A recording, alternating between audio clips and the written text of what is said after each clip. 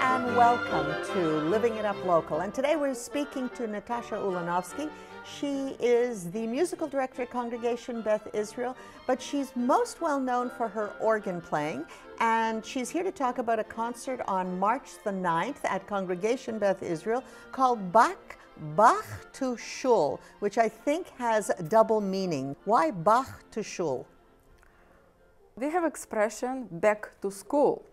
So I just wanted to have a kind of attractive name for the program, which might make people interested to go to it. Also, I don't think organ is very popular at Beth Israel congregation yet. And why do you say that? Why do you say it's not popular? Because when we have organ concerts, not many people come. So I would like more people to come. And, well, what about in the world? Is organ, because it's an old-fashioned instrument, is it popular in the world? It was very popular back in Soviet Union because the organ was forbidden after the 1917 revolution. And a lot of churches were closed. It was a communistic regime. And in 1970s, all of a sudden there was a renaissance of organ music, and the organs started to be built again.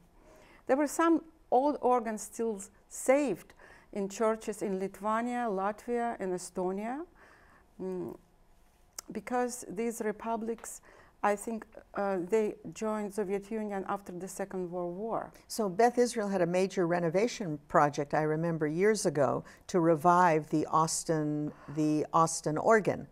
There was a major renovation which was completed in 2006 by Austin Service Masters, by great master Alex Belair and Bon Smith. And now it is in good condition. We have 4 manual Austin organ, and we received acknowledgement that this is historic organ in USA.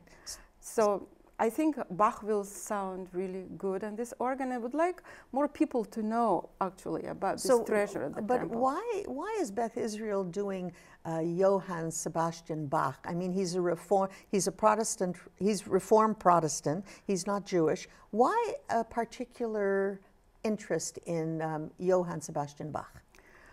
From my experience, Jewish people like to hear Bach. They do? Yes. I attended some concerts at the Trinity Lutheran Church in New York. Every Sunday there were performed cantatas by Bach, which are vocal pieces with orchestra and choir. And I saw a lot of Jewish people in congregation. I think it is beautiful music, sophisticated music. And also I think this music, the style is called, it is polyphonic. It's polyphonic. Not polyphonic. There is a homophonic music when we have a melody and papa accompaniment, but this is not that simple. This music has several voices which talk in the same time, and they have kind of linear development. And that's called It is called polyphonic. And I think this fact is attractive to Jewish mentality too. And also has why? That's a loaded statement. Why is that attractive to the Jewish mentality? Oh, nobody knows why. Nobody, maybe because of the long history, and maybe because of the chants, maybe because of the chromatic language of Jewish instrumental music, and there's a lot of chromatic language in Bach music. But I remember years ago you mentioned that when you were 15 they almost threw you out of school because you didn't want to play Bach. This is right. And now you're such a Bach aficionado. This is right. What changed? First of all, to understand a style of the composer, I feel like I need to play a lot of its music. And second, I needed a good exposure. When I was 18 years old, I entered Odessa Conservatory, and the new organ was installed in Odessa Conservatory. And the person who introduced the instrument, it was inauguration of Odessa Conservatory, Zauer instrument, Johann came from Germany. And he played Passacaglia by Bach and Toccata in Fugue in F major. It impressed me so much, it just made me interested. So when you were 15, there was something about the music you didn't like. I must, to complete my exams, it was obligation to present piece by Bach, and sonata. And you were 15 years old. And I was 15 years old, and I didn't like this music. I thought it was very boring. Probably my teacher didn't introduce me correctly, or just had to play only one piece by Bach, and I couldn't get it. Why is it so boring? And now?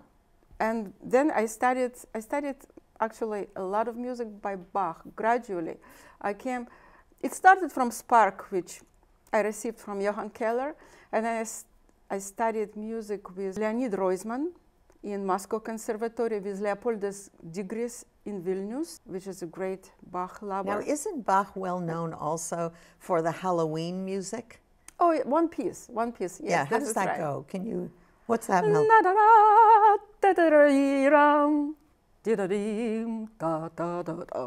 The kids love it. They always ask me to play horror music when they come to, sometimes I invite the kids from Beth Israel just to the organ crawl, so they can just try to play the organ. And even I open the back door and let them go inside and see how the pipes are built and what pipes make different sounds. They always ask me at the end, can you play the Toccata by Bach? And so what are you playing for Bach at the concert? What is the selection? Actually, I will be playing this Toccata. I will play Toccata D minor, the scary one, and I will play also Dorian, Toccata Dorian, in D minor, which is in Dorian mode, which was known being good for educating young generation. So these selections of music are pretty accessible to the public. I think so. They're not it's not esoteric music. No. This is very passionate music. And also I play two arias from cantatas. God's Time is Best. This is one cantata. I'll play aria from this. And another cantata, people know the theme, Sheep May Safely Graze. Sheep? Sheep may safely graze. Sheep may safely graze. Yes. And is that well known? Do people know? Yes, it is very known. It is tum pa pa pum pa pa pa pum pa pum pa pa pum pa pa pa dee dee. I don't have my voice today. Okay, so this concert is going to be on March the 9th, and it's preceding a Friday night service. Yes. It is. It will be about 40 minutes long program. And what time is the program? What time does your program start? It starts at 6:45 p.m. 6:45. And about 5 minutes before the service, I will stop playing. And so the service starts at 7:30. 7:30. And what else can you tell me about Johann Sebastian Bach that maybe I wouldn't know and maybe most people wouldn't know? Nobody knows what is the truth. Some historic books telling us about Bach's family, that Bach had 20 children. Or 20 children? 20, yes. People are interested in that. With all the same wife? No, 2 wives. One died, probably couldn't bear all of this and died. I think he had 7 children from one wife and 13 children from another wife. And why so many children? Because he's not Catholic and he's not Jewish. He's Protestant Reformed. There's nothing that tells you you're supposed to have a lot of kids. Oh, he was probably just a religious man, and he believed if the nature gives a birth to a woman, so she has to fulfill the commands of the nature and commands of God. Are any of his kids? Four known? sons. 4 of his sons became also musicians, and of course. His Anna Magdalena, his second wife, she gave a lot of time writing his music and also educating the kids. And there is an album, Anna Magdalena Bach, which is well known. He wrote special music, like 8 preludes and fugues, little preludes and fugues for organ to educate his own kids. 4 boys became musicians. Johann Christian, Wilhelm Friedemann, and Carl Philipp Emanuel. So none of them are at the same level as him, as far as notoriety is concerned? No, but I think the most popular of them is Carl Philipp Emanuel. Carl Philipp Emanuel. And what is he well known for? He's well known for writing kind of sentimental, I would say, more sentimental music. This is already time of different style. It was called in German Empfandsheimer Stil. Empfandsheimer Stil, which is it is kind of under the sentiment. Under the sentiment. Under the sentiment. Yes. And what about, you hear all sorts of stories about musicians like Mozart. Mozart was known for the craziness. You know, they're just completely wacko. But is Sebastian Bach known for any sort of crazy personality traits? Or, yes, he was crazy. I think he was prisoned for several months, several times. Once he wanted to hear Dietrich Buxtehude. What is that? Dietrich Buxtehude is another North German composer. And he decided to walk to Lübeck. And this walk probably would take him several, maybe even the whole month.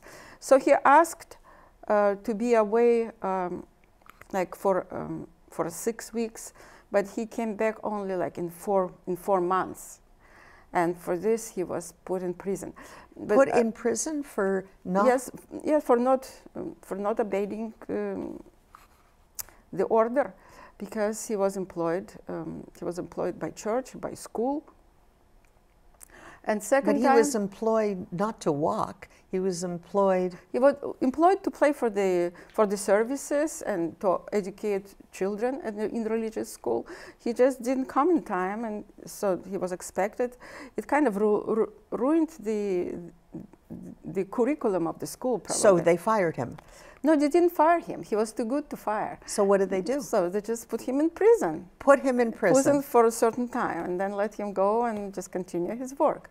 And another time he was... Was he famous in his time also?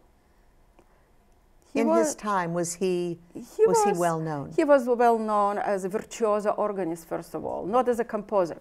A lot of his contemporary were thinking his music is too difficult. So he was composing music for the future. It was too difficult, too sophisticated. People liked more simple music, and actually he always dreamed about getting a post of the chief organist in Hamburg. So is the music too sophisticated? It is sophisticated. But is it too sophisticated for Beth Israel? What would you say? It might be. It might be. Might be. But we always have to have a challenge to grow. So I think rather than come down for something everybody understands, you want to raise the population. I think so. I think it's educational. And also I like to talk before the program. I would like to give a little information about particular pieces. For example, I will be playing choral preludes, and I have to explain about the choral preludes, what is it for. And like arias, what cantata means. Well, what does cantata mean? Cantate means in Latin sing. To sing. Sing, yes. So this is a piece or the work for singing. But cantatas are known by being performed by the soloists and orchestra, or soloists, choir, and orchestra. And cantatas mostly in Bach's time, they were written for each Sunday. Each Sunday, Bach composed new cantata, which had several movements. It could have between 4 and 8 movements. But your cantata that you're going to be performing, I will just play separate parts of the cantata. Right, there will be no singer or soloist or... No. Bach wrote that his work was written for God.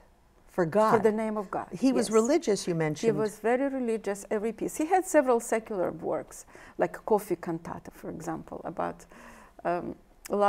love for coffee. Love for coffee. Love for coffee, it is. Or there is also like wedding cantata. Or there are some secular pieces. Or My Favorite Pipe, it is called. My Favorite Pipe. He liked to smoke a pipe. So he was a little bit jocular. Yes. He's making jokes. Yes. Right, but now he's perceived as a very serious a composer. He is serious. He's serious. Yes. And what about you? How are you about this Bach? Like, are you serious about Bach, or are you seeing it in a light-hearted fashion? It is my favorite composer. And also, I think I started to study Bach kind of in protest, because I grew up during communistic regime, and there was something missing. I think people didn't know what else exists. So I feel like I couldn't touch the sky. So you were introducing Bach. You felt that it was a I felt that this music comes from cosmos. So for some reason, it was association. And when I started to study the text of this music with the biblical meanings, I understood there is another world. Is there biblical meanings in his work? And every piece has a biblical meaning. Even though the one about I love coffee? Every piece in his sacred repertoire has certain biblical meaning. The program that you're playing this weekend, what is the biblical meaning of that program? First of all, because I play excerpts from different cantatas. So one was God's time is best. God's time is best. God's time is best. And we can understand as we want. It is a God's time and it's best. And we have to be happy. Because if we believe in God, we are in God's time.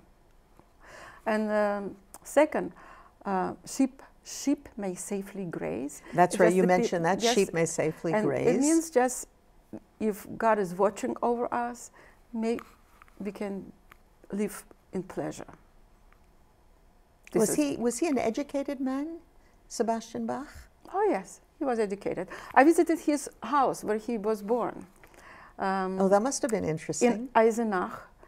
And when I was in school in Ukraine, I grew up in Odessa, I was told he was actually a baker. He came from a baker family and he was poor. The truth is he lost his parents when he was 9 years old only. And he grew up with his brother he moved to his brother, which was 14, and Bach started to play in his brother's church.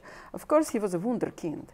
A wunderkind? Yes, he was a wunderkind. And what about the brother? Was the brother a wunderkind too? I don't think so. We don't know about the brother. No, but he provided shelter for Bach and the food. And later on, from 14 years old, Bach moved to Lübeck, to the northern city in Germany, and he was a choir boy. And so he learned a lot of cantatas and beautiful religious music. When I saw his home, and there was a big poster with the tree of family Bach, I saw that every person was a musician. It was not true that he was just some kind of fluke in the family, just son of a baker. It was not truth at all. So I saw that he was kind of the most successful from all this long tree of musicians. From 1450, I saw some of his predecessors were already musicians. Some of them just played violin, some played keyboard instruments, some were singers, but all of them were musicians. So anything else you want to tell us about the concert? Because I'm going to encourage everybody to go to this concert. It's going to be on March the 9th. It's at Congregation Beth Israel, and it's called Bach to Shul. Is there anything else that I should be telling people? Probably people who watch this program know that Shul has a meaning of synagogue. It's Shul, and it's synagogue, and it's also school. It is right? Also It has yes. two meanings. Schule in German is school, and Shul in Yiddish is school. Right. School. Or vice versa. Vice versa, right. That's right. So it is not, I can promise, it will not be only educational program. It will be a wild, a virtuosic program with some beautiful arias, and also our organ. I love Beth Israel organs, so get a chance to hear it. We've been speaking to Natasha Ulyanovsky. She's the organist, and she's going to be playing Johann Sebastian Bach on March the 9th at Congregation Beth Israel. It starts at 6:45, and it's a 40-minute concert just before services. It's a great way to spend an evening, and you're going to be listening to a virtuoso on the Austin organ, which is also a historic organ. See you there.